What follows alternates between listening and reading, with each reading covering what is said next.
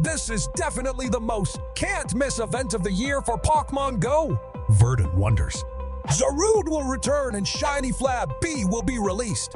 So today we will be bringing you a comprehensive guide to the event. Let's go! Verdant Wonders event will last from March 21 at 10 a.m. to March 25 at 8 p.m. During the Verdant Wonders event, you need to spend $7.99 to pick up the exclusive special research story. You will be able to encounter Zarude, the rogue monkey Pokémon, after completing the special research story. The best moves for Zarude are Vine Whip and Power Whip when attacking Pokémon in gyms, which has the highest total DPS. For ticket holders, Flabébé will appear more frequently when trainers use incense during the event. And yes, it can be shiny if you are lucky enough.